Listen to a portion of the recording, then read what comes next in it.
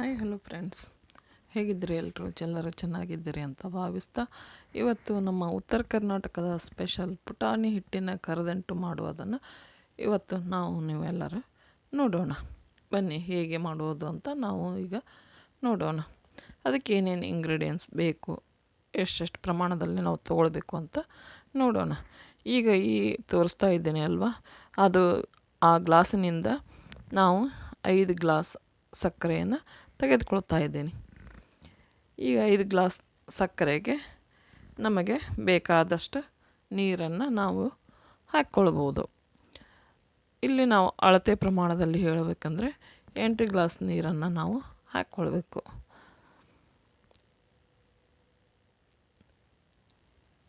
ನೋಡಿ, 5 ಗ್ಲಾಸ್ ಸಕ್ಕರೆ ನಾನಿಲ್ಲಿ ಅಳತೆ ಮಾಡಿ ತಗೊಂಡಿದ್ದೀನಿ. ಈಗ ಇದಕ್ಕೆ ನೀರನ್ನು ಹಾಕ್ಕೊಳ್ತೇನೆ.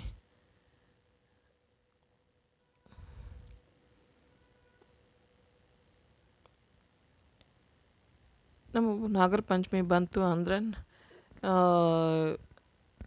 ಉಂಡೆ ಮತ್ತು ಇಂಥ ಕರದಂಟು, ಅವಲಕ್ಕಿ ಮತ್ತು ಗುಳಿಗೆ, ಡಾಣಿ ಇಂಥವೆಲ್ಲ ಮಾಡೋದು ಮನೆಯಲ್ಲಿ ಸಡಗರ ನಮ್ಮ ಹೆಣ್ಣುಮಕ್ಕಳಿಗೆ. ಹೀಗೆ ದಿನ ಒಂದೊಂದು ಥರದ ನಾವು ಎಲ್ಲ ಮಾಡಿಟ್ಕೊಂಡು ಪಂಚಮಿ ಅನ್ನೋದ್ರಾಗ ರೆಡಿ ಮಾಡಿಟ್ಕೊಂಡ್ಬಿಡ್ತೇವೆ. ಪಂಚಮಿ ದಿನ ಬಂತು ಅಂದಾಗ ಅವತ್ತಿನ ದಿನ ನಾವು ರೆಡಿ ಆಗೋದು, ಪೂಜೆ ಮಾಡೋದು ಮತ್ತು ಅಡುಗೆ ಮಾಡ್ಕೊಳ್ಳೋದು ಅಂದರೆ ಅವತ್ತಿನ ದಿನ ಕಡ್ಲೆ ಉಸುಳಿ ಮತ್ತು ಚಿತ್ರಾನ್ನ ಮತ್ತು ಅಳ್ಳಿಟ್ಟು ಅಷ್ಟೇ ಅವತ್ತು ಮಾಡೋದಿರುತ್ತೆ. ಈ ಉಳಿದ ಎಲ್ಲ ಉಂಡೆ, ಕರದಂಟು ಹೀಗೆ ಎಲ್ಲವನ್ನು ನಾವು ಮೊದಲೇ ಮಾಡಿಟ್ಕೊಂಡ್ರೆ ನಮಗೆ ಈಸಿ ಆಗಿಬಿಡುತ್ತೆ ಅವತ್ತಿನ ದಿನ. ನೋಡಿ, ಈಗ ನಾನು 8 ಗ್ಲಾಸ್ ನೀರನ್ನು ಹಾಕ್ಕೊಂಡೆ. ಇಲ್ಲಿ ಪಾತ್ರೆ ನಾವು ಎಂಥ ಪಾತ್ರೆಯಲ್ಲಿ ಇದನ್ನು ಮಾಡ್ಕೊಳ್ಬೇಕು ಅಂದರೆ, ನಾವು ದಪ್ಪ ತಳದ ಪಾತ್ರೆ ಇರಬೇಕು. ಬರೀ ತಳ ಅಷ್ಟು ದಪ್ಪ ಅಲ್ಲ, ದಪ್ಪವಾಗಿರುವಂಥ ಪಾತ್ರೆನೇ ತೊಗೊಳ್ಬೇಕು. ಹಿಂಡಾಲಿ ಪಾತ್ರೆ ಅಂತೀವಲ್ವ ಅಂಥದ್ದು ತಗೊಂಡು ಅದರಲ್ಲಿ ನಾವು 5 ಗ್ಲಾಸ್ ಸಕ್ಕರೆ ಮತ್ತು 8 ಗ್ಲಾಸ್ ನೀರನ್ನು ಹಾಕಿಕೊಂಡಿದ್ದೇನೆ. ನಾನಿಲ್ಲಿ ನೀರು ಅಳತೆ ಮಾಡೋದನ್ನು ತೋರಿಸಿಲ್ಲ, ಹಾಗೆ ಅಂದಾಜಿನಲ್ಲಿ ಕೊಂಡಿದ್ದೇನೆ. ನಿಮಗೆ ಅಳತೆಯ ಪ್ರಕಾರ ಗೊತ್ತಾಗಬೇಕು ಅಂತ ನಾನಿಲ್ಲಿ 8 ಗ್ಲಾಸ್ ನೀರನ್ನು ಹಾಕ್ಕೊಳ್ಬೇಕು ಅಂತ ಹೇಳಿದ್ದೀನಿ. ಈಗ ಈ ಸಕ್ಕರೆಯನ್ನು ನಾವು ಒಲೆ ಮೇಲಿಟ್ಟು ಕರಗಿಸಿ ನಂತರ ಅದನ್ನು ಸೋಸ್ಕೊಳ್ಬೇಕು. ಯಾಕಂದರೆ ಸಕ್ಕರೆಯಲ್ಲಿ ಸ್ವಲ್ಪ ಕಸರು ಕಡ್ಡಿ ಏನಾದರೂ ಇರುತ್ತೆ ಅಲ್ವ, ಅದಕ್ಕೆ ಅದನ್ನು ಸೋಸ್ಕೊಂಡು ಮತ್ತು ಅದೇ ಪಾತ್ರೆಗೆ ಅದನ್ನು ಸೋಸಿದ ಸಕ್ಕರೆ ನೀರನ್ನು ಹಾಕ್ಕೊಂಡು ನಾವು ಪಾಕ ಮಾಡಿಕೊಳ್ಬೇಕು.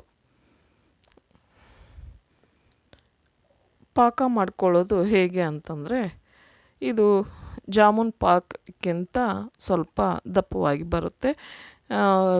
ಒಂದು ಎಳೆ ಪಾಕ ಅಂತ ನಾವು ಹೇಳ್ತೀವಿ ಅಲ್ವ, ಆ ಥರ ಒಂದು ಎಳೆ ಪಾಕ ಅಂದರೆ 2 ಬೆರಳಿನಿಂದ ಪಾಕವನ್ನು ಹೀಗೆ ಅಂಟಿಸಿಕೊಂಡು ನೋಡಿದಾಗ ಅದು ಎಳೆ ಆಕಾರದಲ್ಲಿ ಬರಬೇಕು.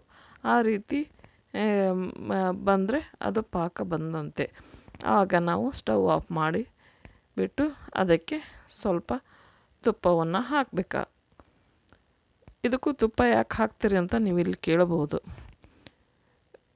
ಕರದಂಟು ಪೊಳ್ಳಾಗಿ ಬರೋದಕ್ಕೆ, ಹಗುರವಾಗಿ ಬರೋದಕ್ಕೆ, ಬಾಯಲ್ಲಿಟ್ಟರೆ ಕರಗುವಂತೆ ಬರಬೇಕು ಅಂದರೆ ಅದಕ್ಕೆ ತುಪ್ಪ ಹಾಕಲೇಬೇಕು.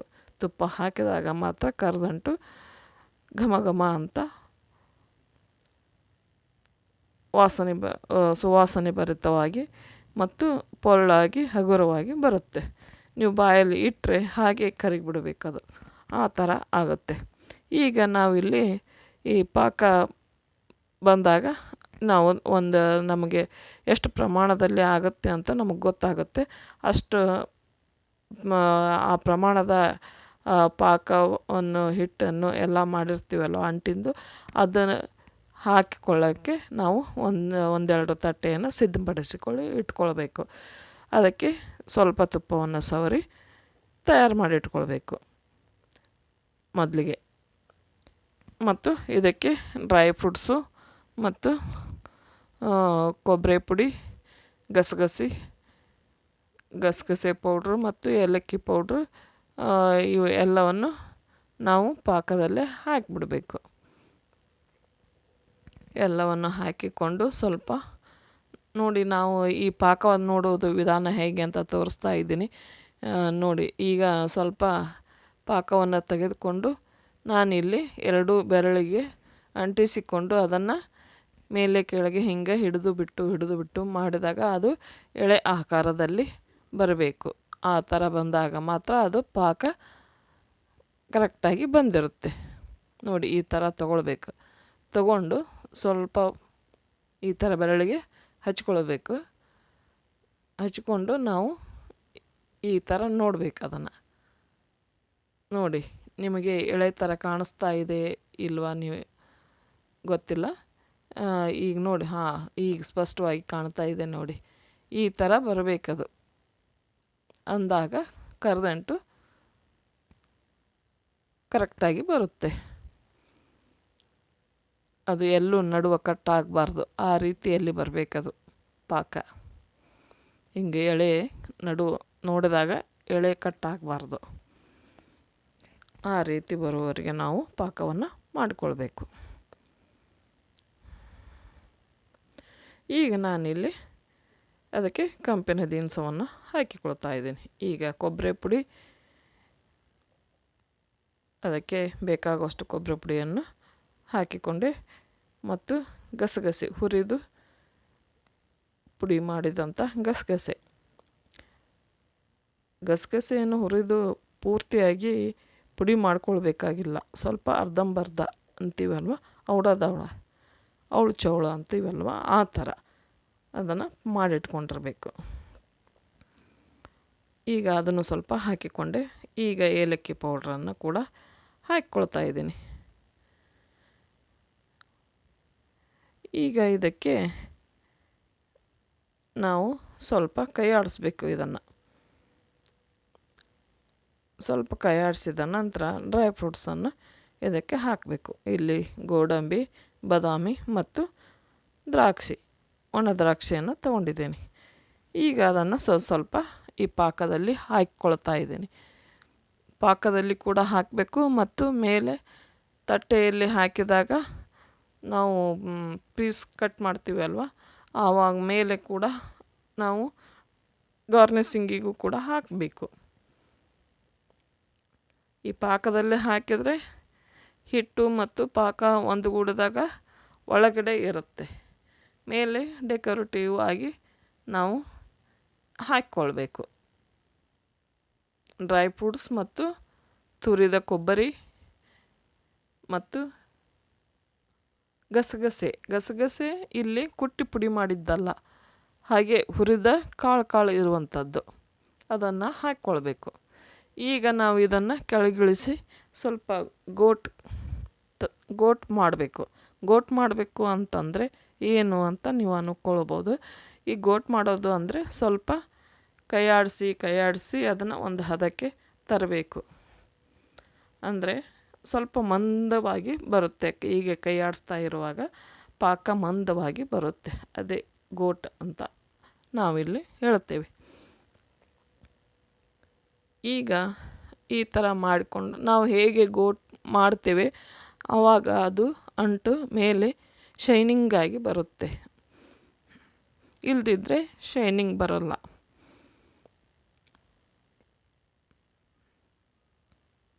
ನೀವೇ ನೋಡಿ, ಈಗ ನಾನು ಗೋಟ್ ಕೊಡ್ತಾ ಇದ್ದೀನಿ ಅಲ್ವ, ಮಾಡ್ಕೊಳ್ತಾ ಇದ್ದೀನಿ. ಇದನ್ನು ಮಾಡಿ ಈಗ ಇದಕ್ಕೆ ಹಿಟ್ಟನ್ನು ಹೇಗೆ ಹಾಕ್ಕೊಳ್ಬೇಕು ಅಂತಂದರೆ ಸ್ವಲ್ಪ ನಾವು ಬಲಗೈಯಿಂದ ಅದನ್ನು ತಿರುಗಿಸ್ತಾ ಇರಬೇಕು. ಈ ಕಡೆ ಎಡಗೈಯಿಂದ ಹಿಟ್ಟನ್ನು ಸ್ವಲ್ಪ ಹಿಂಗೆ ಉದುರಿಸಿ ಹಾಕ್ತಾ ಇರಬೇಕು. ಹಿಟ್ಟು ಹೀಗೆ ಮಿಕ್ಸ್ ಆಗ್ತಾ ಇರುವಾಗ ಮತ್ತೆ ಸ್ವಲ್ಪ ಹಿಟ್ಟನ್ನು ತಗೊಂಡು ಹಾಕ್ತಾ ಇರಬೇಕು. ಒಮ್ಮೆಲೇ ಹಿಟ್ಟು ಸುರಿದು ಇದಕ್ಕೆ ನಾವು ಕಲಿಸ್ಕೊಳ್ಬಾರ್ದು, ಏಕೆಂದರೆ ಅದು ಅಷ್ಟೊಂದು ಸರಿಯಾಗಿ ಬರೋದಿಲ್ಲ. ಅದು ಅಂಟು ಮಾಡುವ ವಿಧಾನವೂ ಅಲ್ಲ. ಇದೇ ರೀತಿಯಲ್ಲಿ ನಾನು ತೋರಿಸಿದ ರೀತಿಯಲ್ಲಿ ನೀವು ಈ ಪುಟಾಣಿ ಹಿಟ್ಟಿನ ಅಂಟನ್ನು ಮಾಡಿಕೊಂಡ್ರೆ ಮಾತ್ರ ಚೆನ್ನಾಗಿ ಬರುತ್ತೆ. ಈಗ ಈ ಹಿಟ್ಟು ಹಾಕಿಕೊಂಡಿದ್ದೀವಿ ಅಲ್ವ, ಅದು ಎಲ್ಲ ಪಾಕದಲ್ಲಿ ಒಂದುಗೂಡಬೇಕು. ಒಂದುಗೂಡುವ ತನಕ ಹಿಟ್ಟನ್ನು ಹಾಕಿಕೊಳ್ಬಾರ್ದು. ನಂತರ ಮತ್ತೆ ಅದು ಹೇಗೆ ಗೂಡ್ತಾ ಹೋಗುತ್ತೆ ಹಾಗೆ ನಾವು ಹಿಟ್ಟನ್ನು ನೋಡಿ ನೋಡಿ ಹಾಕಿಕೊಳ್ಬೇಕು.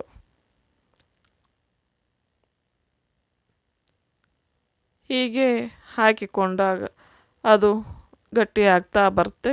ನಮಗೆ ಆ ಹದ ಗೊತ್ತಾಗುತ್ತೆ. ತೀರೆ ಗಟ್ಟಿಯಾಗಿಯೂ ಮಾಡಬಾರ್ದು, ತೀರೆ ಅಳಸಾಗಿಯೂ ಕೂಡ ಇರಬಾರ್ದು. ನೋಡಿ, ಈಗ ಅದು ಕಲಸುವಾಗಲೇ ನಮಗೆ ಗೊತ್ತಾಗ್ತಿದೆ ನೋಡಿ ಶೈನಿಂಗ್ ಹೇಗೆ ಬರುತ್ತೆ ಅಂತ. ಹೀಗೆ ಕಾಣ್ತಾ ಇದೆ. ತಟ್ಟೆಯಲ್ಲೇ ಹಾಕಿದ್ರೆ ಮಾತ್ರ ಕನ್ನಡಿ ಕಂಡಂಗಾಗುತ್ತೆ.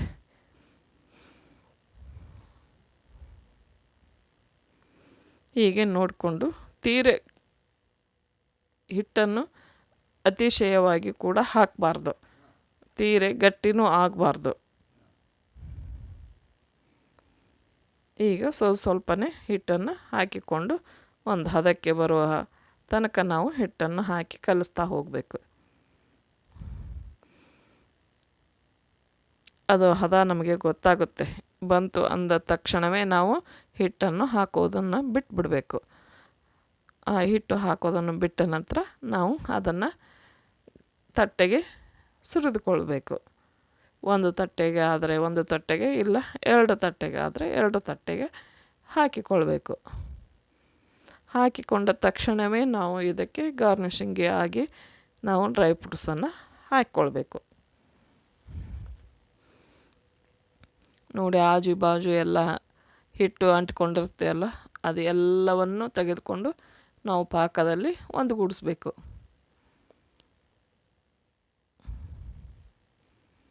ಅಂದರೆ ಅದು ಪಾತ್ರೆಗೆ ತುಂಬ ಅಂಟಿಕೊಳ್ಳೋದಿಲ್ಲ. ಎಲ್ಲವನ್ನು ನಾವು ತೆಗೆದುಕೊಂಡು ಹೀಗೆ ಕಲಿಸ್ತಾ ಹೋಗಬೇಕು. ಹಿಟ್ಟು ಕಮ್ಮಿ ಆದರೆ ಇನ್ನೂ ಸ್ವಲ್ಪ ಹಾಕಿಕೊಂಡು ಕಲಿಸ್ಕೊಳ್ಬೇಕು. ನಾವು ಹೀಗೆ ನಿಧಾನವಾಗಿ ಸ್ವಲ್ಪನೇ ಹಿಟ್ಟು ಹಾಕಿಕೊಂಡ್ರೆ ಮಾತ್ರ ಕರೆಕ್ಟಾಗಿ ನಮಗೆ ಈ ಪುಟಾಣಿ ಹಿಟ್ಟಿನ ಕರದಂಟು ಬರುತ್ತೆ.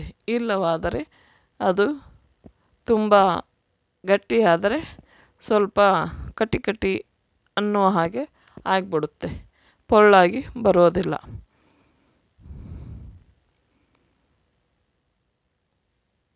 ನೀವು ಮನೆಯಲ್ಲಿ ಈ ಥರ ಕರದಂಟು ಮಾಡಬೇಕು ಅಂದರೆ ನಾನು ತೋರಿಸಿದ ವಿಧಾನದಲ್ಲಿ ನೀವು ಮಾಡಿಕೊಂಡು ಒಮ್ಮೆ ನೋಡಿ ಹೇಗೆ ಬರುತ್ತೆ ಅಂತ ನೀವು ನೋಡಿ ನನಗೆ ಕಮೆಂಟ್ ಮೂಲಕ ತಿಳಿಸಿ. ಅಂದಾಗ ನಮಗೂ ನೀವು ನೋಡಿದ್ದೀರಿ ವಿಡಿಯೋನ ಹೇಗೆ ಬಂತು ಅಂತ ನಿಮ್ಮ ಅನಿಸಿಕೆಯನ್ನು ತಿಳಿಸಿದ್ದೀರಿ ಅಂತ ಗೊತ್ತಾಗುತ್ತೆ. ಈಗ ಇನ್ನೂ ಸ್ವಲ್ಪ ಹಿಟ್ಟು ಬೇಕಾಗುತ್ತೆ. ಇಲ್ಲಿ ನಾನು ಹಾಕ್ಕೊಳ್ತಾ ಇದ್ದೀನಿ. ಹೀಗೆ ನೋಡಿಕೊಂಡು ಹಿಟ್ಟು ಹಾಕ್ಕೊಂಡು ಅದನ್ನು ಒಂದುಗೂಡಿಸ್ಬೇಕು. ತುಂಬ ಟೈಮ್ ತಗೊಳುತ್ತೆ ಇದು. ತುಂಬ ಟೈಮ್ ತೊಗೊಂಡ್ರೂ ಪರವಾಗಿಲ್ಲ, ತಾಳ್ಮೆಯಿಂದ ಸಹನೆಯಿಂದ ಇದನ್ನು ಮಾಡಿದಾಗ ಮಾತ್ರ ಚೆನ್ನಾಗಿ ಬರುತ್ತೆ. ನಾವು ಅವಸರವಾಗಿ ಎಷ್ಟೊತ್ತಪ್ಪ ಇದನ್ನು ತಿರುಗಿಸೋದು ಅಂತ ನಮಗೆ ಬೇಜಾರು ಮಾಡಿಕೊಂಡು ಹಿಟ್ಟು ಆಮೇಲೆ ಸುರಿದು ಕಲಿಸ್ಕೊಂಡ್ರೆ ಅದು ಅಷ್ಟೊಂದು ಚೆನ್ನಾಗಿ ಬರೋದಿಲ್ಲ. ನೋಡಿ, ಈ ವಿಡಿಯೋವನ್ನು ನೋಡ್ತಕ್ಕವರೆಲ್ಲರೂ ಯಾರಾದರೂ ಸಬ್ಸ್ಕ್ರೈಬ್ ಮಾಡ್ಕೊಂಡಿಲ್ಲ ಅಂದರೆ ಸಬ್ಸ್ಕ್ರೈಬ್ ಮಾಡಿಕೊಳ್ಳಿ ಮತ್ತು ಲೈಕ್ ಮಾಡಿ, ನಿಮ್ಮ ಫ್ಯಾಮಿಲಿ ಫ್ರೆಂಡ್ಸ್ಗೆ ಶೇರ್ ಮಾಡಿ, ಕಮೆಂಟ್ ಕೂಡ ಮಾಡಿ ಹೇಗೆ ಬಂತು ಅಂತ. ಅಂದರೆ ತಪ್ಪಾದರೆ ಎಲ್ಲಾದರೂ ತಪ್ಪಿದ್ದರೆ ನಮಗೂ ತಿದ್ದಿಕೊಂಡು ಇನ್ನೊಮ್ಮೆ ವಿಡಿಯೋ ಮಾಡಲು ಅನುಕೂಲವಾಗುತ್ತೆ. ಹೀಗೆ ಇಷ್ಟು ಟೈಮ್ ತಗೊಳ್ತಾ ಇದೆ ಇದು. ಎಷ್ಟು ಟೈಮ್ ತಗೊಳುತ್ತೆ ಅಷ್ಟು ಚೆನ್ನಾಗಿ ಬರುತ್ತೆ ಈ ಕರದಂಟು.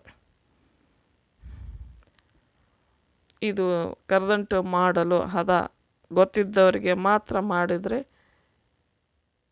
ತುಂಬ ಚೆನ್ನಾಗಿ ಬರುತ್ತೆ.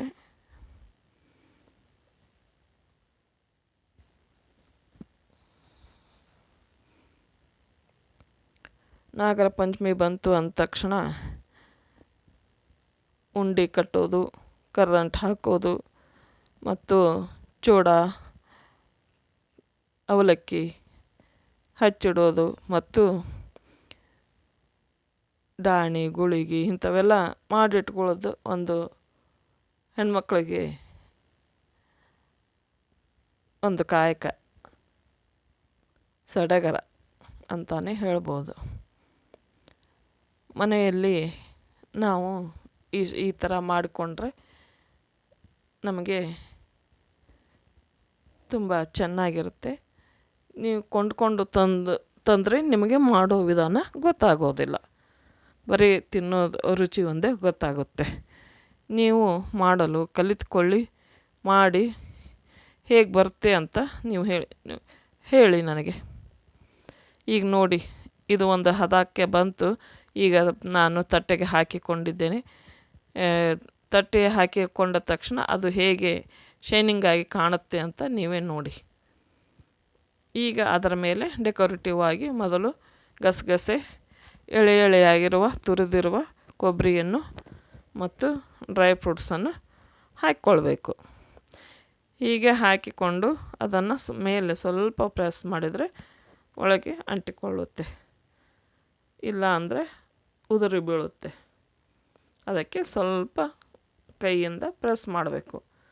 ಅಂದಾಗ ಸ್ವಲ್ಪ ಅದಕ್ಕೆ ಅಂಟಿಕೊಂಡ್ರೆ ಉದುರೋದಿಲ್ಲ. ಹೀಗೆ ಇದನ್ನು ಸ್ವಲ್ಪ ಹೊತ್ತು ಬಿಟ್ಟು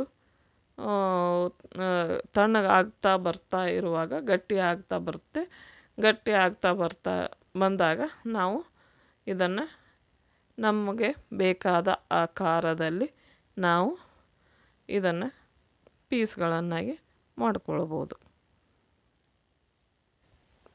ನೋಡಿ, ಈಗ ಡೆಕೋರೇಟಿವ್ ಆಗಿ ನಾವು ಇಲ್ಲಿ ಎಲ್ಲ ಡ್ರೈ ಫ್ರೂಟ್ಸನ್ನು ನಾವು ಇಲ್ಲಿ ಮೇಲೆ ಹಾಕ್ಕೊಂಡಿದ್ದೀವಲ್ಲ, ಹೀಗೆ ಕೈಯಿಂದ ಅದನ್ನು ಸ್ವಲ್ಪ ಪ್ರೆಸ್ ಮಾಡಬೇಕು.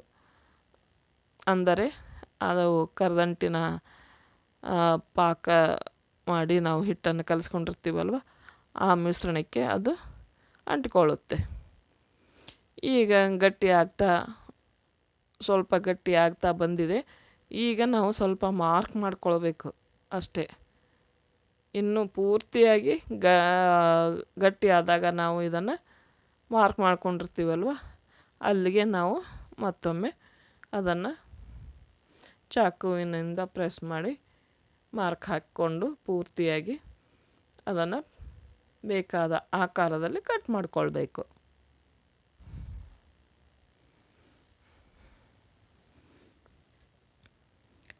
ನಾಗರ ಪಂಚಮಿ ಈಗಷ್ಟೇ ಅಲ್ಲ, ದೀಪಾವಳಿ ಮತ್ತು ಗಣಪನ ಹಬ್ಬ ಮತ್ತು ಇನ್ನಿತರೆ ದಿನದಲ್ಲಿ ತಿನ್ನೋದಕ್ಕೆ ಅಂತ ಕೂಡ ಹಾಗೆ ಮಾಡಿಕೊಳ್ತಾ ಇರ್ತಾರೆ.